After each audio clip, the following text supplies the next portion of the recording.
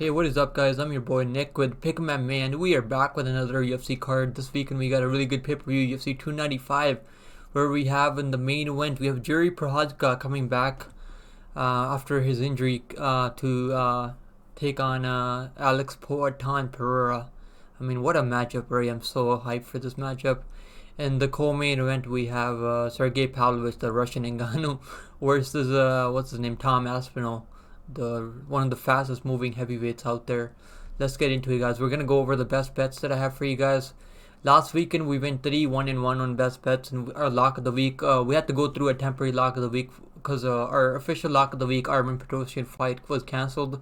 Unfortunately, Armin Petrosyan was our plus money underdog lock of the week, plus 100 just before the fight, but that fight was unfortunately cancelled. Unfortunately, it is what it is, and we had to take the next best lock that I could go with was Rodrigo Nascimento, because he was the lowest on the money line at minus 198 and minus 193 on some books, and we took Nascimento and it worked out for us. I mean, we pulled it off. I mean, now we are we'll go through our lock of the week history and the best bets history. Let's get into it, guys. We're gonna go with the best bets and then the lock of the week, and then we're gonna go over the favorite two underdogs that I have for you guys. Let's get into it, guys. Don't forget to hit the like down below, and don't forget to subscribe to the channel. We're getting so close to 500 subscribers, and I appreciate all of you guys that hit the sub button and leave a comment below for the algorithm. Before I make this any longer, let's get right into it, guys. Here we go. Alright, guys, so the best bets, we have 4 best bets that I could come up with that weren't too bad on the money line. I mean, this whole card isn't there aren't heavy favorites on this card. I think only Jamal Emmers is the heaviest favorite on this card at minus 250, which is nice to see. You don't want to see like huge favorites at minus 400, minus 500 on cards. It's good to have a card like this. Anyways, let's get into it, guys. So before we get into it, our best bets, we had 5 best bets at UFC Brazil. We had Nat Fakardinov, and he won the first 2 rounds. Then he had a 10-8 round. I don't know. He got hurt really badly to the body, and then it ended up being a draw. But if you guys had money on the props, you guys definitely lost some money there. Unfortunately, who would have thought that Fakardinov would gas out that badly? But it is what it is. So that was a draw, Fakardinov. Then we had Petrino. We got the Petrino prediction correctly, 100% correct.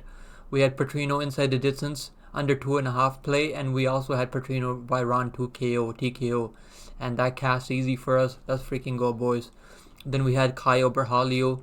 A lot of people were really high on Abu Smagomedov, and I get it. I mean, he was at plus 275 on the money line. I mean, the way he fought, he shouldn't have been a plus 300 underdog. But Abu Smagomedov did what he does. He always gasses out after the second round. After the first round, he slows down, and in the third round, it almost feels like he doesn't even want to be there anymore. He just wants to get out of there as fast as he could. And he was looking for a way out, but he survived to the bell. And Caio Berhalio doesn't know how to finish fights, unfortunately. So inside the distance didn't hit, but the money line did hit, and that was a good parlay piece. And at minus 260, minus 238, and some early in the week you could get that minus 220, even minus 215. Damn, I got a pretty bad cough. Anyways, we had Denise Gomes. She fumbled the bag pretty bad. She fought like a 22-year-old, 23-year-old, but I'm gonna stay away from her for a while. She's too young and too inexperienced. When she's taking on these experienced veterans like Angela Hill. And then our last best bet was Mora. She got the job done easy. We had her by KO, TKO, and most people had her by submission. I changed it to KO, TKO because I had a feeling she was gonna have a hard time getting the submission in. Because Ruiz does have a good submission game, and she got it done by inside the distance. The under 2.5 was only minus 160. We had that play too. That cast for us easy. Let's freaking go. And we also had Mora by KO, TKO, which was plus 215. Let's freaking go, guys. We did pretty good. 3-1-1 at UFC Brazil. The only bet that we lost was the almost even money on the money line at Denise Gomes, which isn't bad at all. So 3-1-1. We are 7-1-2 in the last 2 UFC cards. Let's on best bets. Let's freaking go, guys. That's pretty damn good. All over, we're 54-22-2. I forgot to add the 2 there, but we had a 1-0 contest, which was Javid Basrat, and we had 1 draw, Fakardinov. So it is what it is. 42-22-2 overall this year. Let's get into it, guys. We have Joshua Van as my first money line bet on the card. We have I really think this kid is really talented, and his striking looks super legit. I mean, he looked seasoned out there with less than 10, he only had what, 10 fights I think, and he looks super seasoned out there. Looks super composed against a guy like a veteran like Jalgas Jumagulov. Jalgas Jumagulov is no easy debut in your first UFC fight. I mean, that dude is pretty experienced. That dude can wrestle. He can throw hands. He's got power. I mean, Jalgas Jumagulov has got some serious power for this weight class. And Joshua Van was lighting him up on the second round. I mean, the referee was almost about to step into that fight. And I like Joshua Van here. Minus 225 on the money line. That's my call. Joshua Van at minus 225. I think you can throw him in a parlay. I know he's young. I know he's 22 years old, but I think he's super experienced and he's ready for the challenge right now. He came in as underdog, plus 200 underdog against Jalgas Jumagulov, and he got the job done. I think he's gonna get the job done here too. And he can fight for 3 rounds. We know his cardio is pretty good. Doesn't slow down that much. That wasn't a split decision. That was a unanimous decision. I don't know why the judges gave Jalgas a split. I mean, I don't know why they gave Joshua Van a split decision, but that was definitely a unanimous decision for Joshua Van. But I like Joshua Van by inside the distance. I think he's gonna finish Borjas, and I liked under 2.5. My under 2.5 is probably the best, safest play at minus 110 even money. I mean, you're getting good money on the under 2.5, and I think this kid Joshua Van, he's a finisher. I know he couldn't finish Jalgas Jumagulov, but Jalgas Jumagulov is super tough and too veteran savvy to finish a guy like Jalgas Jumagulov. But that's my call, guy. Joshua Van moneyline is my call. Inside the distance and under 2.5 at minus 110. Sorry guys, I'm making this video early. My throat's fucking dry. I gotta get some water in. The next best bet that I like is Verse at minus 130. I put 2 units on him, and I like him here at even money. He was supposed to be fighting Matt Snow, and Costa stepping in short notice here. And I like Steve Verse here at minus 130. It's almost even money, and that's why I have him as one of my best bets. I don't know if he's gonna finish a guy like Costa. Costa's super tough. Unless you catch him straight on the chin, maybe you can finish him. But I like Erste moneyline at minus 130.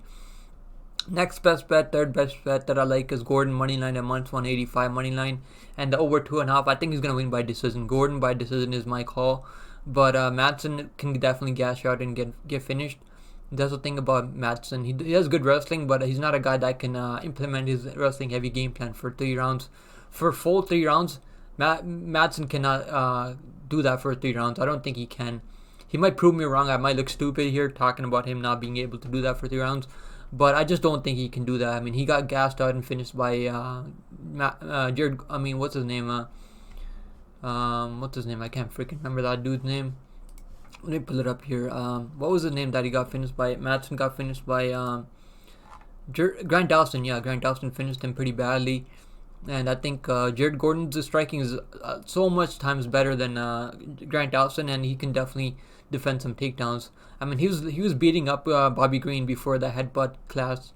So I like Jared Gordon by decision, and I like his money line more. I have 2 units on his money line. I have him in a parlay too. I think I have him in a parlay with either Dern or Van. So that's my third best bet, guys. Over 2.5 is a good play. I think that's the safest play if you guys don't want to take any money line there. The over 2.5 should be safe enough. And the fourth best bet that I like is Mackenzie Dern, minus 198. I mean, what's her name? Damn it, I can't remember her name right now. Jessica Andrade, yeah. God damn it, I gotta fucking wake up. Anyways, I mean, what's his name? Jessica Andrade, she's on a 3-fight finish streak, losing streak. She's been finished back to back. I know it's against some good level competition. But Mackenzie Dern, her striking has come a long way. First striking didn't look as good as it did against Angela Hill. I probably wouldn't have her as one of my best bets. But even if she can't get those takedowns, her wrestling is pretty horrible. I'll be honest, Mackenzie Dern's wrestling is pretty bad. But if she gets those, if she even gets one takedown, she can get locked into submission. Her jiu-jitsu is next level. She had a couple of submission attempts on Angela Hill, and the round ran out. I think the clock ran out when she had that armbar deep in against Angela Hill. And she's super slick on the ground. If she gets that fight to the ground even once, she can definitely finish the fight and lock into submission. My call is Angela Hill moneyline. I think you can throw that in a parlay. I don't think Jessica Andrade is taking her career serious anymore. And I like Dern moneyline at minus 198. And I like inside the distance call and by submission. I think she's going to get a submission. Second round is my call. Second round submission for Mackenzie Dern. So those are the best bets. Let's move to the lock of the week now, guys. Here we go. Alright guys, so for lock of the week, this week, our last lock of the week, which was Armin Petrosian, but that fight was cancelled halfway through the card. We had to scramble to find a new underdog lock, or we couldn't go with any underdog lock. I probably would have gone with Dalby if I knew that he was gonna fucking be one of the biggest upsets of the year at plus 400. I mean, he was plus 500 almost before the fight, but unfortunately, I didn't have the crystal or the time machine, the crystal ball, to know that Dalby was gonna win. So I took the next best thing. We were scrambling to find a new underdog in the Discord. In my Discord, join the Discord, guys. We always drop updates there. So we took Rodrigo Nascimento at minus 198. So that worked out for us. I'm glad that we took Nascimento and that worked out for us. Anyways, guys. So this week we're gonna go with the Pavlovich at plus 105. This is the underdog lock of the week for sure. I mean, I'm not super confident because Pavlovich, Aspinall, I mean, is the more well-rounded fighter. I think he's got the better ground game. He's got the better fight IQ in there. But I just feel like, man, at plus money, this dude is what, 6-1 in the UFC. He's 18-1. He's only lost one fight in his whole MMA career. This dude is an absolute monster. And if he gets going, if he can defend the early takedowns, he can definitely hurt Aspinall. Aspinall, I know he's got a good chin, but he's never been hit with someone like hit by something like Pavlovich before. And I like Aspinall. I like Pavlovich at plus 105. I have a 1 unit play on him at plus 110. Or like last week, I put a 1 unit play on him at plus 110. But even plus 105, I mean, that's not too bad. But you're probably better off taking him by KO TKO. I think you're probably gonna get like plus 200 Pavlovich by KO TKO. So that's my call, Pavlovich by KO. But I like the money line. Even if it goes long, you're still gonna get paid.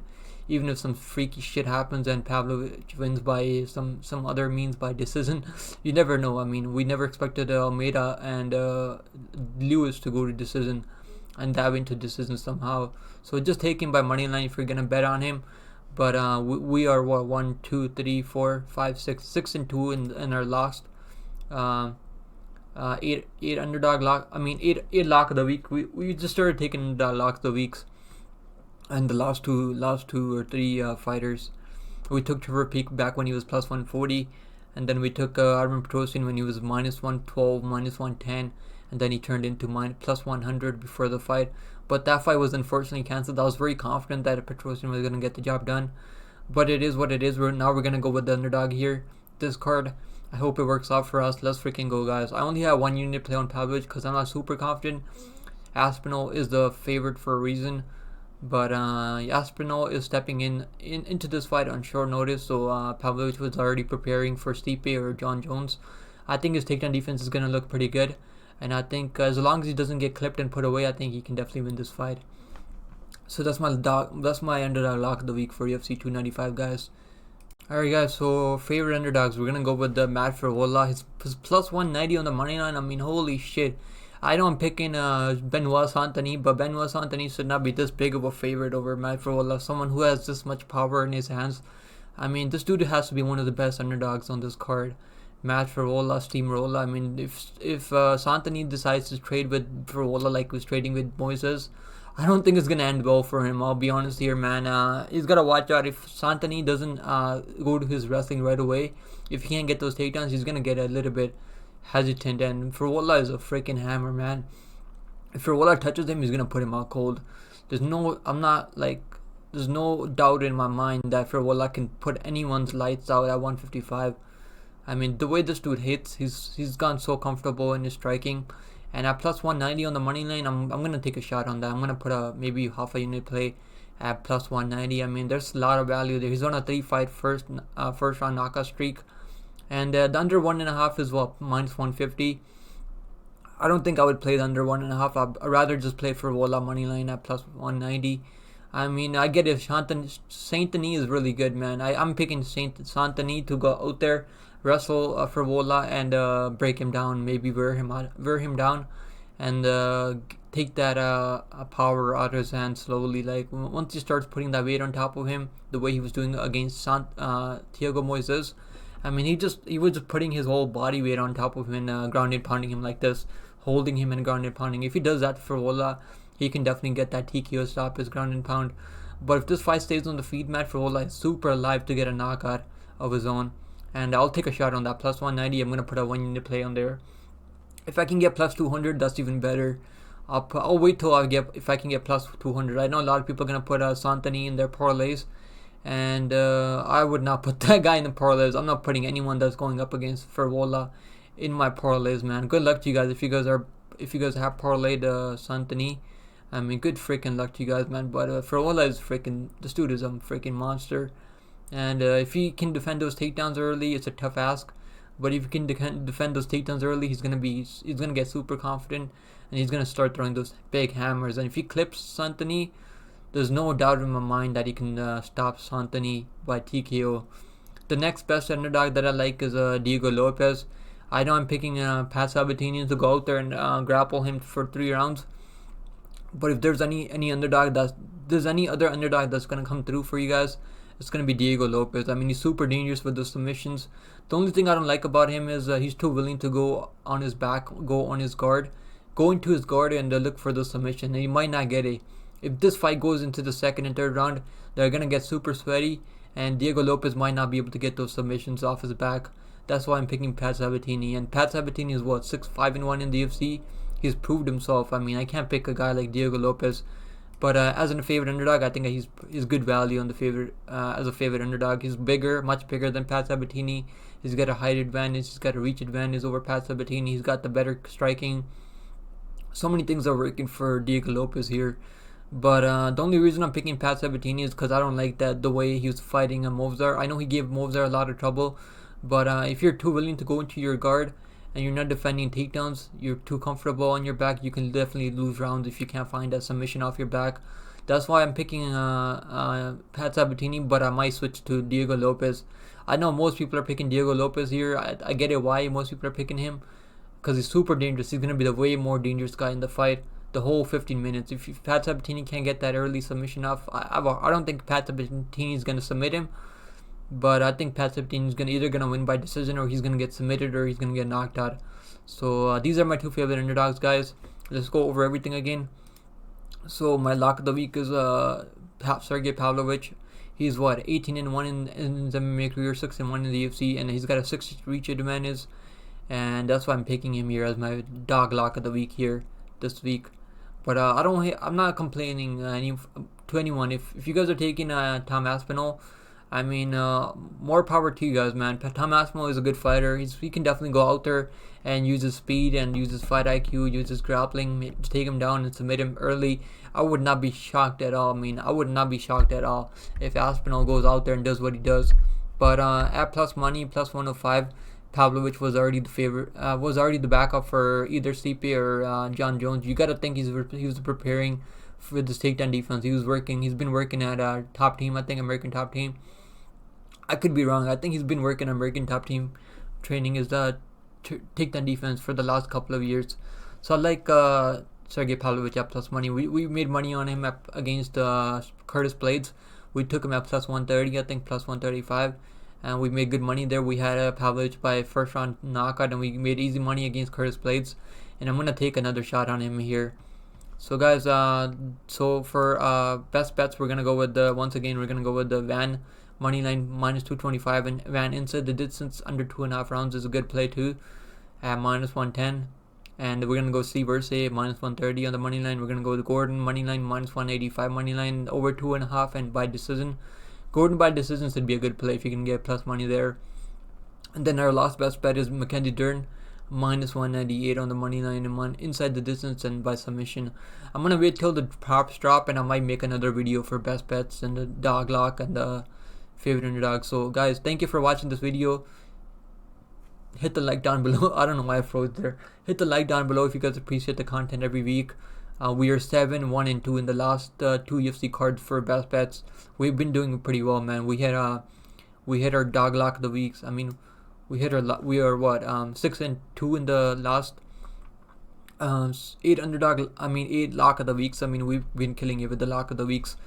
And let's see if we can make it 3 in a row with Pavlovich. Let's freaking go, guys. Hell yeah. Please bet responsibly. Don't bet recklessly, guys. MMA is unpredictable. Anything can happen in MMA. And good luck to you guys, man, on all your bets. Join the Discord if you guys want to see my official plays for UFC 295. It's absolutely free. I don't charge anyone anything. I don't charge anyone Patreon or anything like that. And I probably will never do that, guys. So hit the like down below if you guys appreciate the free content every other day. And I'll see you guys in the next one, man. Take care of yourself. I'll see you guys later. And stay safe out there. And good luck to you all of you guys. Good luck to all of you guys on your bets this week. And I'll see you guys later. Later.